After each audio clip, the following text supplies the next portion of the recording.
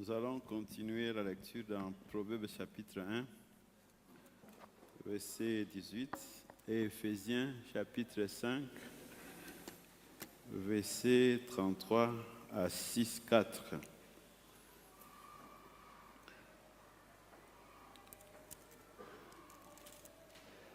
Éphésiens chapitre 1, verset 8. Mon fils, observe la discipline que t'impose ton père. Ne néglige pas l'enseignement de ta mère. Dans d'autres versions, il est dit, observe l'instruction que te donne ton père. Ne néglige pas l'enseignement que te donne ta mère. Éphésiens 5 plutôt, 33. Et le verset 33 jusqu'à 6, chapitre 6, verset 1 à 4. En tout cas, chacun de vous, pour sa part, doit aimer sa femme comme lui-même et la femme respecter son mari. Enfants, obéissez à vos parents dans le Seigneur. Voilà qui est juste. Honore ton père et ta mère, c'est le premier commandement accompagné d'une promesse, afin que tu aies bonheur et longue vie sur terre. Vous parents, vous pères, ne révoltez pas vos enfants, mais révélez en leur donnant une éducation et des avertissements inspirés du Seigneur. Parole du Seigneur, Amen. Bien-aimés, en ce jour du dimanche 22 juin 2025, alors que les mamans sortent, toujours dans la même dynamique de la soumission qui est due au mari pour influencer leur personnalité et leur vie. De notre côté, nous allons aborder la thématique radicalité de la foi obéissante et des conduites et du maintien de la Seigneurie du Christ en famille. Venons de lire Genèse chapitre 22, le verset 1 à 18. Nous avons lu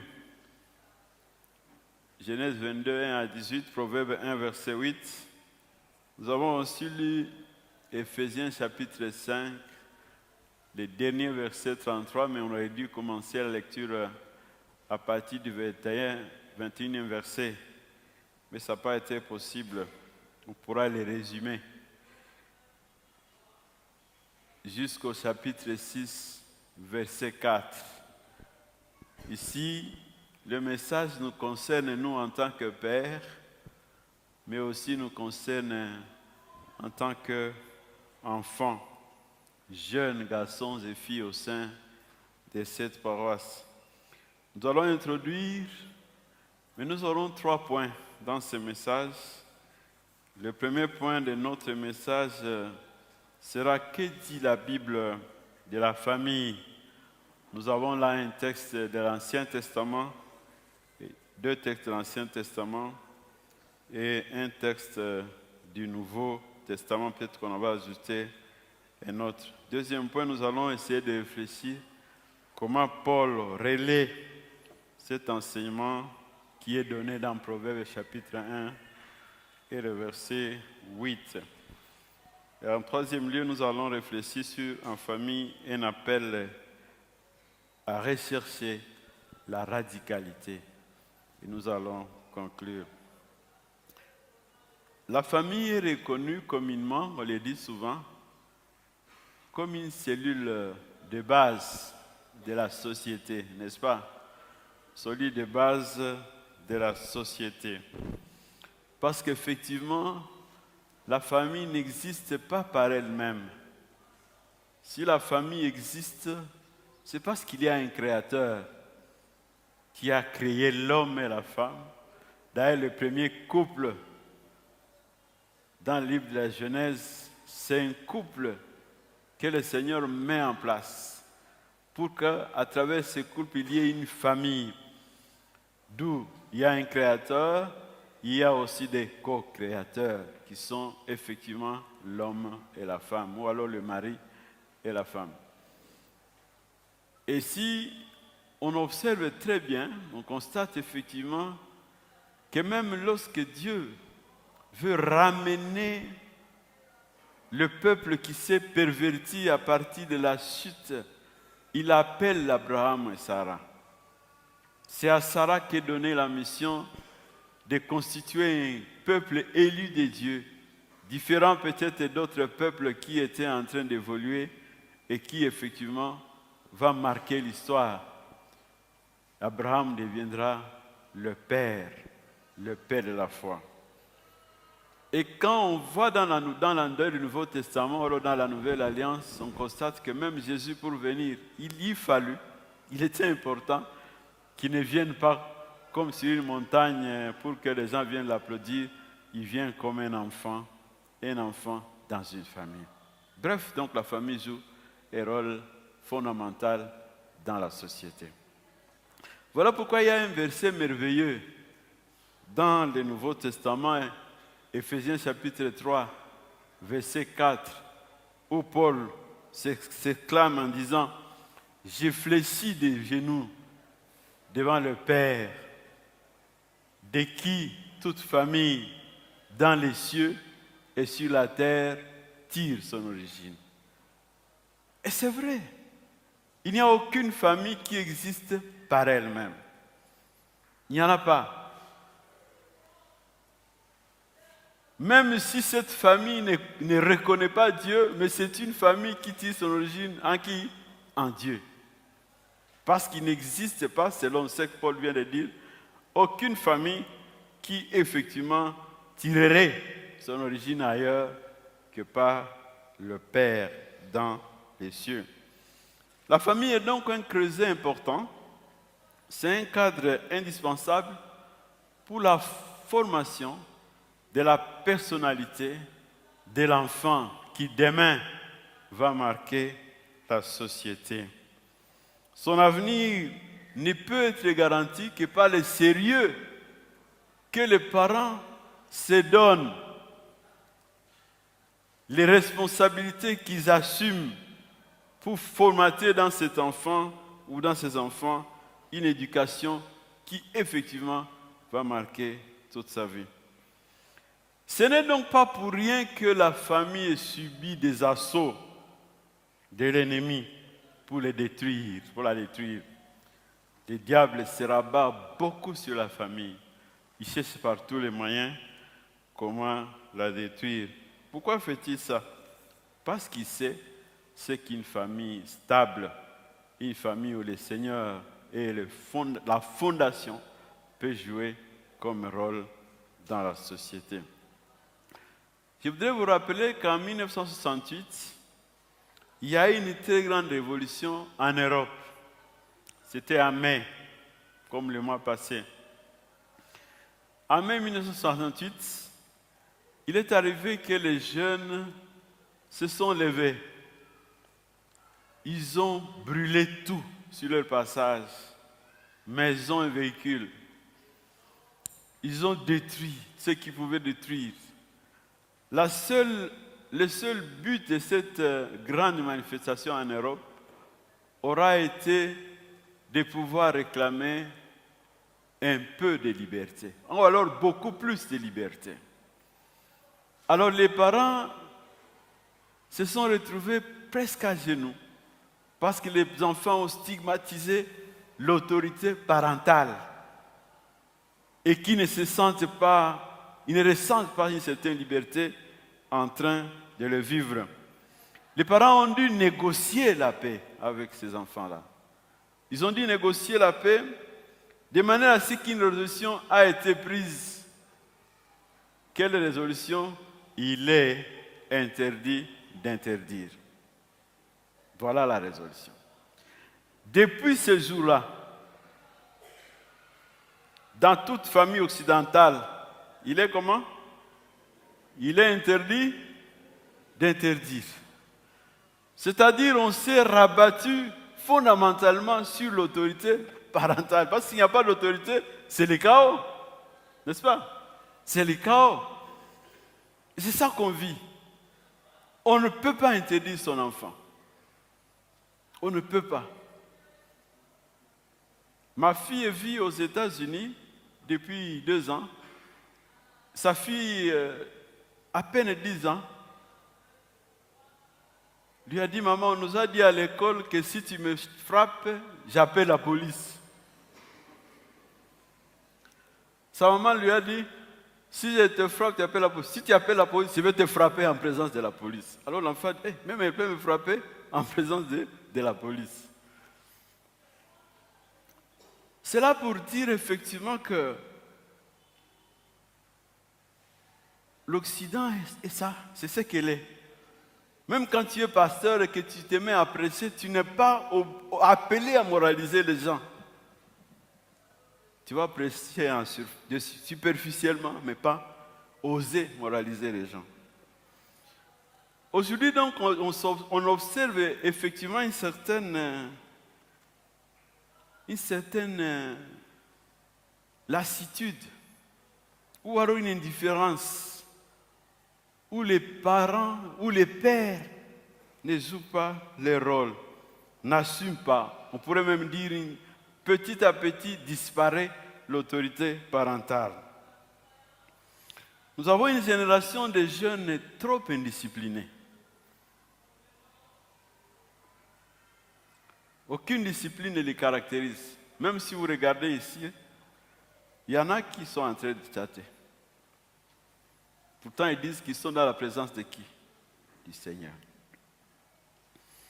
Indisciplinés en termes de gestion de temps, indisciplinés en termes de ne point s'occuper parfois des choses importantes, indispensables, et qui sont essentielles pour leur préparer leur avenir. Parfois, ils négligent les études et ne font rien pour être disciplinés. Ils sont marqués beaucoup plus par ce qu'on appelle l'esprit du monde. Il y a de plus en plus la faillite de la famille. Alors, que dit la Bible sur la famille? Proverbe chapitre 1, verset 8, ça c'est notre premier point. Il est dit, écoute mon fils, ou fais attention à la discipline que t'impose ton père, ou l'instruction que te donne ton père, mais à l'enseignement que dispense ta mère. Les deux, chacun a un rôle à jouer. Pourquoi le père, on lui demande de donner des instructions? Pourquoi au père, on lui demande d'assurer la discipline? C'est parce que c'est le père qui doit édicter ou communiquer la vérité, ou alors l'instruction qu'il a reçue de celui qu'il a établi comme père de famille, pater familias. C'est Dieu. Il est donc redevable vis-à-vis de celui qui l'a établi. Qu'il s'en rende compte, qu'il ne s'en rende pas compte, en fait, il a ce rôle à jouer. Il a cette mission à remplir. Même quand un jeune se décide d'avoir une femme, c'est qu'il veut aussi avoir des enfants, il va fonder une famille. Il est automatiquement établi pour assurer, pour remplir une mission. Cette mission, c'est de donner les avertissements. Il doit donner les avertissements. Si vous lisez le verset 10 au verset 19 de Proverbes chapitre 1, il y a effectivement des avertissements que le père doit donner pour garder son enfant des mauvaises fréquentations. Si vous lisez le chapitre 1, le verset 2 à 4 du même chapitre, vous constaterez que l'enfant est appelé à rechercher la sagesse. Mais si vous lisez le chapitre 5 jusqu'au chapitre 7, c'est fortement souligné que le jeune ou l'enfant doit se garder de toute forme de séduction sexuelle et même des bandits, des gangsters qui risqueront de l'entraîner dans des mauvaises voies. Qui joue ce rôle? C'est le père. La mère a comme rôle d'enseigner. Qu'est-ce que signifie enseigner? Elle doit donc donner la loi ou tout simplement répéter les commandements, répéter l'instruction que le père a donnée. Ce qu'elle a entendu le père donner comme instruction, elle répète, elle y insiste, elle vous rappelle et vous dit et redit davantage, papa a dit. Bon, très souvent, les enfants entendent le maman qui dit, si tu ne m'obéis pas, ça va. Elle dit, ça va, qu'est-ce qui va arriver? Papa va revenir, n'est-ce pas? Quand papa va retourner, il va te sanctionner. C'est ce que les mamans disent souvent, n'est-ce pas? Mais les mamans disent ça, ce n'est pas une faiblesse. Ce n'est pas par faiblesse. Elle sait qu'elle vous instruit. Peut-être qu'on a dit, tu vas nettoyer les véhicules et tu ne le fais pas. Ou tu vas lessiver les habits de papa. Il y a beaucoup de filles ici qui ne lessivent même pas les habits de leur père. Alléluia, les filles. Vous êtes là? Qui ne repassent même pas les habits de leur père. Et le père est appelé à chercher quelqu'un pour venir travailler à la maison alors qu'elles sont là. C'est très grave. Désormais, je viendrai.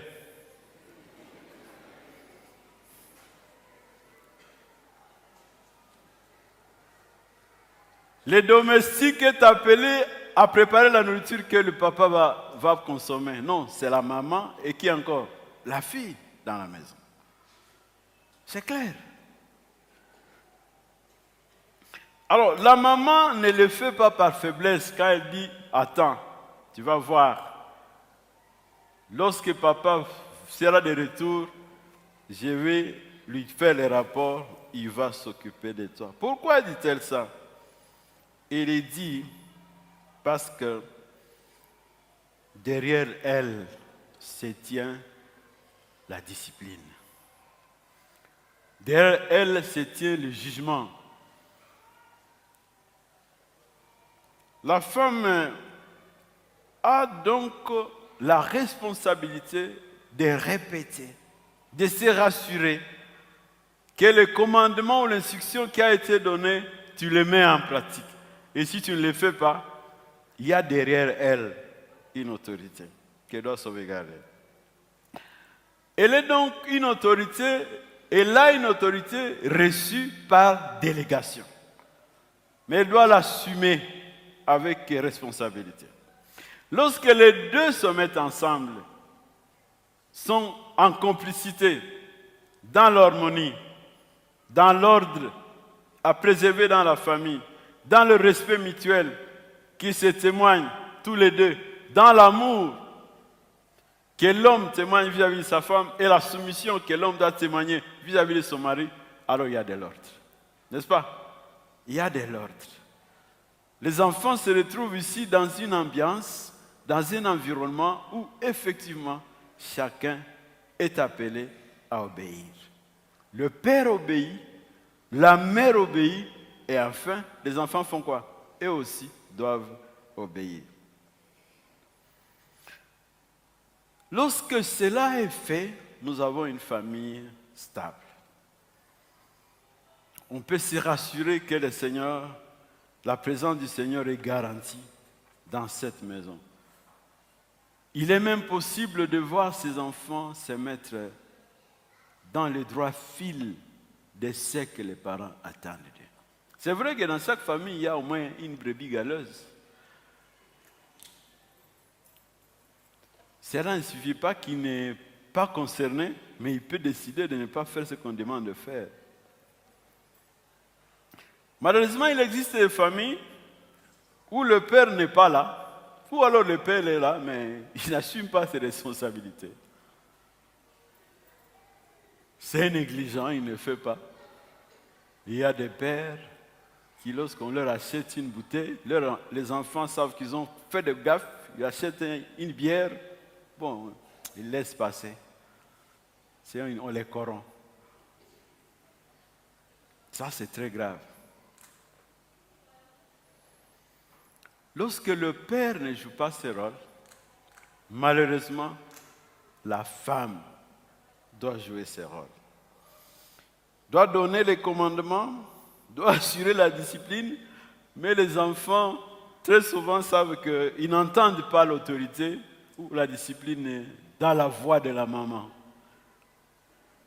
Ils auraient souhaité que ce soit le père qui fait ça. Ça peut être le chaos.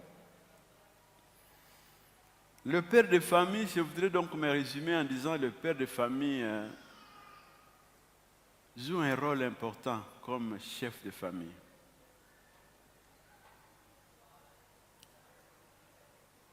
Il joue un rôle important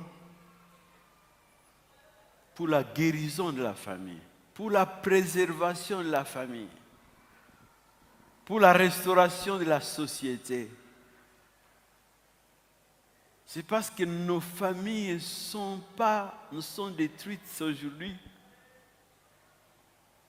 que notre société aussi est détruite. Que doit faire le Père? Il doit retourner à Dieu, qu'il a établi, qui lui a donné la mission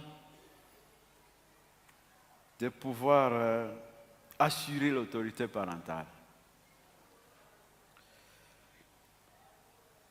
Lorsqu'un père n'est pas en relation, n'est pas en communion intime et étroite avec le divin Père, de qui il reçoit l'instruction, qui va transmettre à sa femme et la femme transmettre aux enfants, il ne saura pas effectivement remplir sa mission. Alors, deuxième point, comment Paul relaie cet enseignement dans le Nouveau Testament? Si vous lisez 1 Corinthiens chapitre 11, versets 8 à 9, Paul affirme: l'homme n'a pas été tiré de la femme, mais la femme, et c'est vrai, a été tirée de l'homme. C'est de cette manière que s'est passée la création.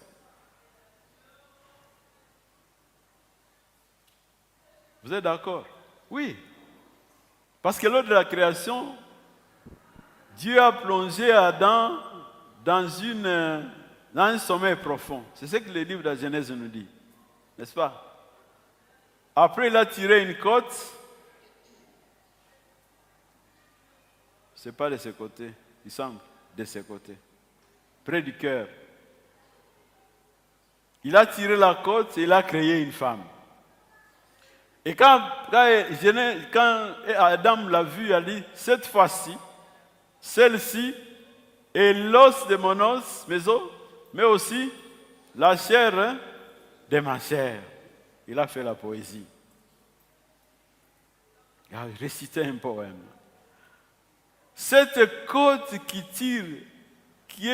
d'où est tirée la femme, près du cœur, démontre que l'homme ne doit pas marcher sur la femme ou la dominer intellectuellement. Mais il est appelé à l'aimer. C'est ce que Paul va répéter dans Éphésiens chapitre 5.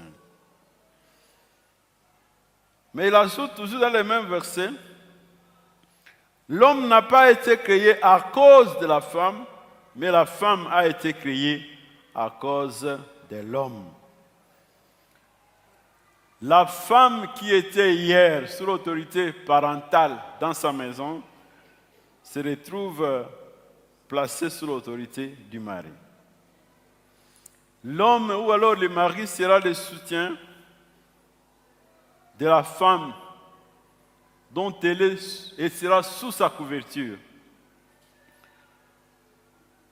Pour maintenir l'ordre dans la famille, il faut que la femme prenne sa place, il faut que l'homme prenne sa place. Voilà pourquoi en Éphésiens chapitre 5, verset 33, il est demandé à l'homme C'est ce qui résume le verset 21 jusqu'à la fin. Du reste, que chacun de vous aime sa femme comme lui-même et que la femme respecte son mari.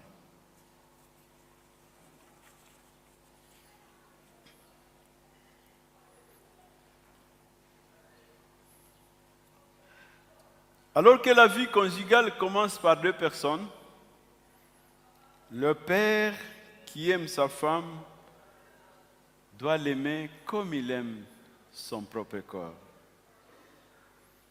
Comme le Christ a aimé l'Église et s'est sacrifié pour elle. La femme aussi est appelée à respecter son mari et les deux ensemble créent un environnement où les enfants vont grandir, un environnement sécurisé, un abri sûr où effectivement la présence de Dieu est manifestée. Les parents sont invités dans cet environnement à se donner intégralement du devoir pour engager toute leur intelligence, toutes leurs émotions, toute leur énergie pour éduquer les enfants, transmettre cet amour qu'ils ont reçu de Dieu pour que cet amour soit un véritable ingrédient qui va animer, qui va marquer toute la famille. L'environnement familial sera marqué par cet amour véritable. C'est là que doit se vivre ce que Jésus dit en Marc chapitre 12, verset 29. Tu aimeras le Seigneur ton Dieu de tout ton cœur, de toute ton âme, de toute ta pensée, de toute ta force. C'est l'héritage qu'il va laisser à ses enfants, c'est cet ingrédient d'amour. Troisième, pour terminer, en famille, un appel à rechercher la radicalité de l'obéissance. L'obéissance est donc non négociable. Comme je le dis souvent, c'est la famille qui devient la première paroisse.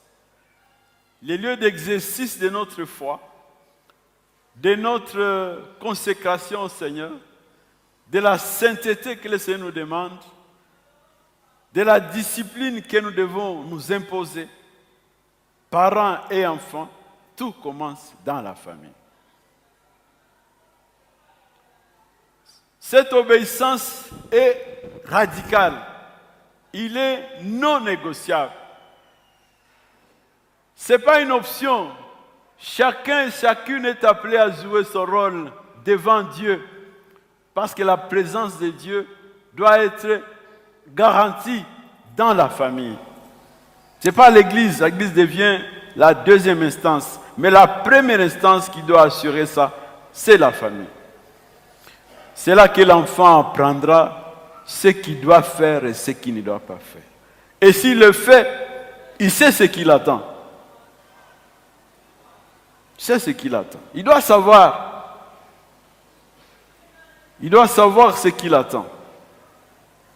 Même si c'est une sanction, il doit savoir. On doit lui communiquer. Si tu fais ça, voilà ce qui va arriver. Nous devons donc tous apprendre au sein de la famille l'obéissance tous azimuts à Dieu. Aux enfants, il est demandé d'honorer leur père, leurs parents. Il faut les honorer. Cela implique le sens de respecter les parents, de les aimer aussi.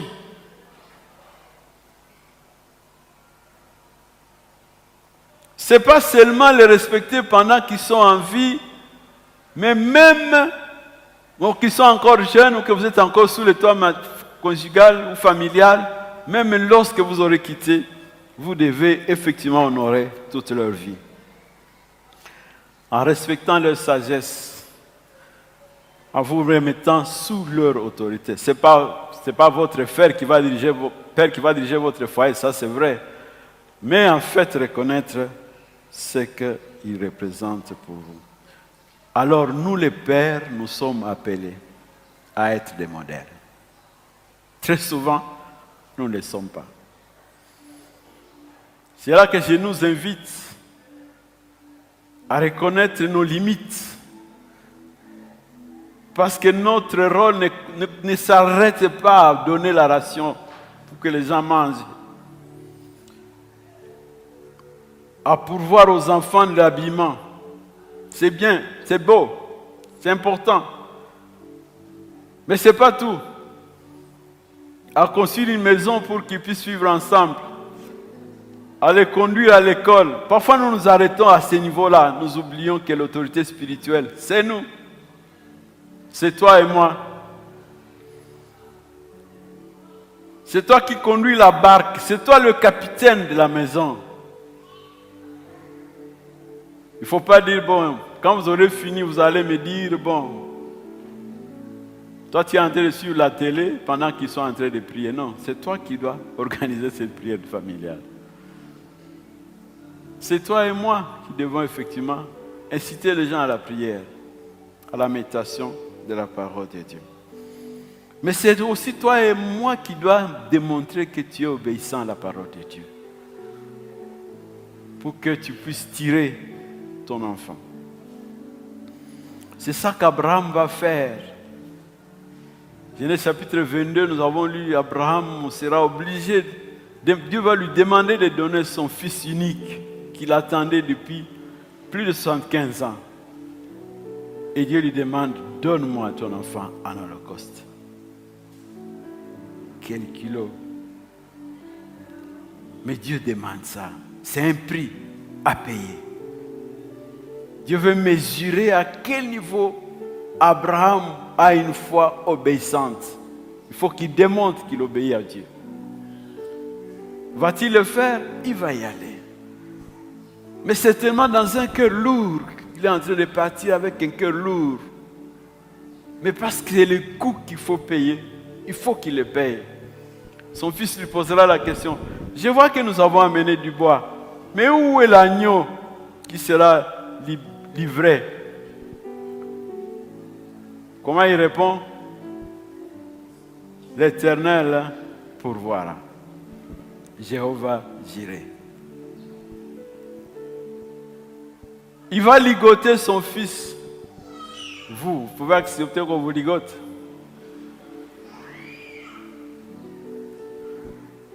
Même ton fils là, il peut accepter qu'on le ligote. Ou Boya ici, il va accepter qu'on le ligote.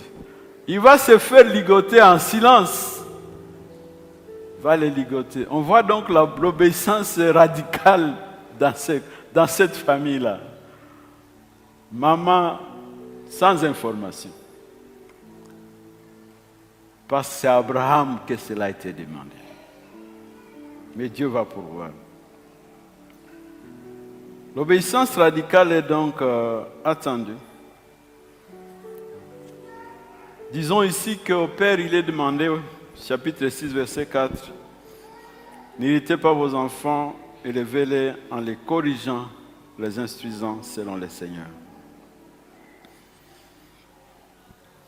Le Père doit pratiquer la discipline selon le Seigneur.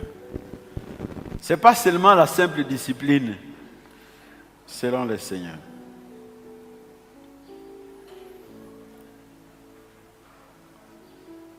Il lui est demandé de ne pas révolter les enfants.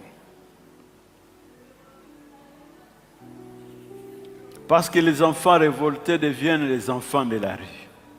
C'est de là que cela vient. Les enfants révoltés deviennent impudiques, soulards, incapables de tenir, même des études, ils négligent. Ils n'ont aucune autorité pour les aider à prendre conscience. C'est vrai, il y en a aussi qui sont soulards et qui font ça alors qu'ils ont reçu des bons conseils. Mais tôt ou tard, ils reviendront. Tôt ou tard, ils constateront. S'ils ont reçu une bonne éducation, s'ils ont reçu une bonne base, ils ont compris qu'ils sont dans une situation assez où le Seigneur est là, ils prendront conscience. Il y a des enfants qu'on peut perdre, on ne les gagnera plus jamais pour le Seigneur si l'atmosphère qui a été construite était une atmosphère de colère, de bagarres, de désaccords, de méfiance, d'intimidation même de la maman, de manque de respect vis-à-vis de sa femme et de l'amour. Tout cet environnement-là détruit, plonge la famille dans le chaos.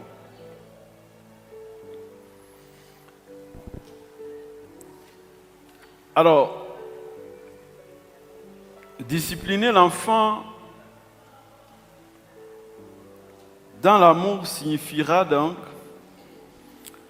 agir avec prudence et sagesse. Le père doit être réfléchi et sensé. Il va recourir à la discipline, mais la discipline dans l'amour. Alléluia. Dans l'amour et dans la tendresse. Que signifie cette discipline dans l'amour et dans la tendresse? C'est par là qu'elle se conclut. La première chose, c'est que le père n'agira jamais sous l'effet de la colère, ni avec autoritarisme pour s'imposer. Il faut quand même être sage. Quand tu dis, chez moi à la maison, à 17h, je ferme la porte. Quand même.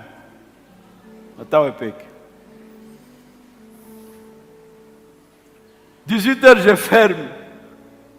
18h, les gens sont encore en train de passer. C'est ton autoritarisme irréfléchi. Un enfant qui a évolué dans cette ambiance-là, il sera révolté. Tu peux le perdre. Toi-même, tu n'es même pas là à 18h, mais tu fermes à 18h. Comment on t'ouvre alors que tu as déjà fermé?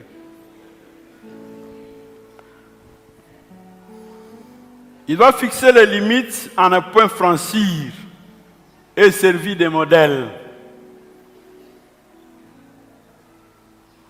L'enfant doit savoir qu'il y a une heure à laquelle il ne doit pas retourner à la maison. Mais il n'est peut-être pas appelé à se bagarrer. Je me rappelle un jour, un de mes garçons revenait. J'étais assis au salon, c'était au-delà de 21h. Mais lui-même dans sa conscience, quand je suis allé ouvrir la porte, je n'ai rien dit. Je n'ai rien dit. J'ai seulement ouvert la porte, je suis retourné, je me suis assis. Le lendemain, il m'a envoyé un message, il m'a dit, j'ai honte. J'ai honte que ce soit toi, papa, qui m'ouvre la porte et tu t'es tu.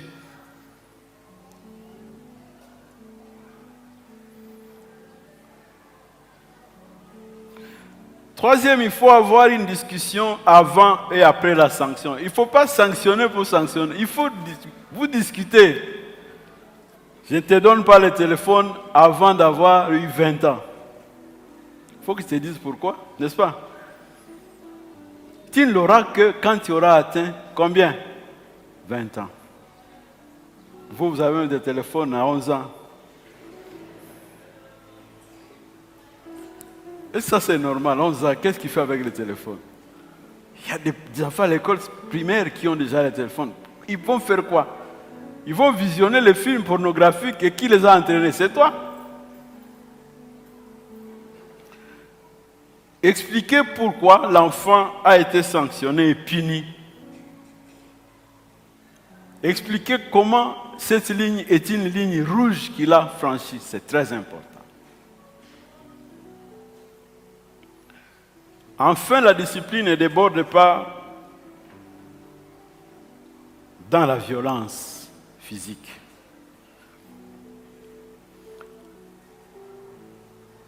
Quelqu'un a tapé son enfant, je vous ai déjà dit ça, son enfant de 16 ans, et l'enfant est mort. Est-ce qu'elle lui confie? C'est une simple frappe à la joue. Il a frappé sérieusement jusqu'à ce que la mort s'en suive. C'est arrivé. Il y a des endroits sensibles dans le corps que même les militaires, je ne peux pas dire de quel mouvement, utilisent. Ils frappent à ces endroits sensibles. Et qu'est-ce qui va arriver? La mort. Il faut éviter trop verser dans la colère jusqu'à des violences physiques. J'ai pris que le Seigneur nous accorde la grâce, nous les parents, nous les pères, de créer une ambiance, un environnement sécurisé où chacun se sent accepté, chacun se sent utile, chacun se sent aimé, respecté.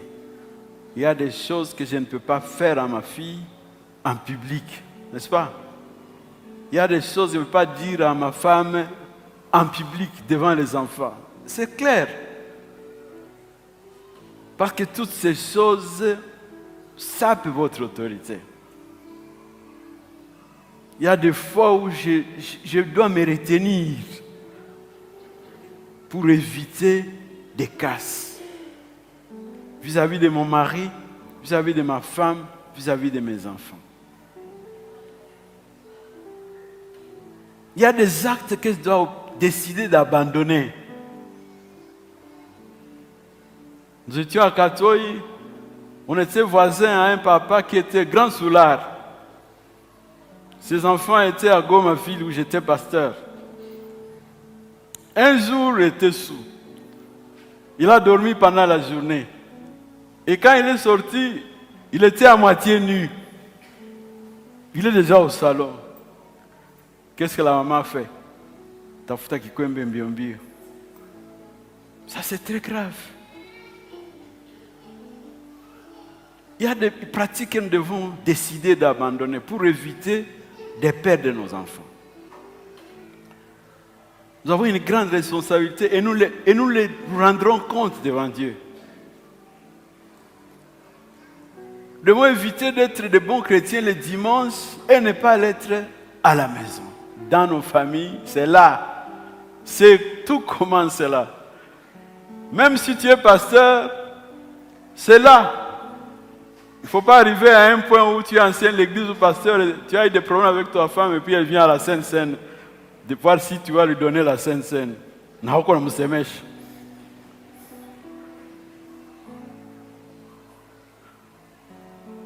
Tu vas donner cette Sainte Seine. Bon, c'est à toi de répondre. Nous sommes donc invités. Je prie vraiment que le Seigneur nous accorde la grâce. Je voulais vous inviter à vous tenir debout pour que nous puissions prier.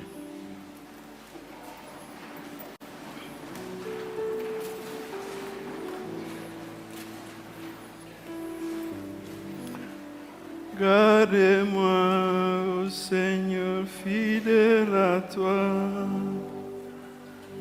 Garde-moi, ô Seigneur, fidèle à toi. J'ai pris à remporter de victoires à gagner. Ô Seigneur, garde-moi fidèle. Ô Seigneur, garde-moi fidèle à toi. Garde-moi, ô Seigneur, fidèle à toi. Garde-moi, ô Seigneur, fidèle à toi. J'ai pris à remporter de victoires à gagner. Ô Seigneur, garde-moi fidèle. Je sais que le Seigneur t'a parlé. Tu es peut-être père de famille. Tu es peut-être enfant dans une famille. Prends un engagement nouveau devant le Seigneur. Demande au Seigneur pardon pour ce que tu as fait ou tu continues à faire qui ne reflète pas la gloire de Dieu et qui ne corrobore pas avec la présence de Dieu qui est là présent chaque jour, qui entend les paroles que tu prononces, qui voit les actes que tu poses. et différents égarements dans lesquels tu es en train de t'engager, demande au Seigneur de t'accorder sa faveur. Demande au Seigneur d'accorder la grâce d'être véritablement enraciné dans cette radicalité de l'obéissance que tu as appelée, dans laquelle tu dois t'inscrire en tant qu'enfant dans une famille, en tant que père de famille, pour jouer ton rôle d'autorité parentale, pour jouer ton rôle, assurer la discipline dans la famille. Mais il faut que moi et toi, nous soyons d'abord disciplinés pour que nous puissions imposer cette discipline-là. Nous puissions être des modèles à suivre dans nos paroles, dans notre manière d'être et de vivre, dans notre conduite. Que le Seigneur nous accorde la grâce. Je demande que tu accordes, tu prennes ces moments pour prier.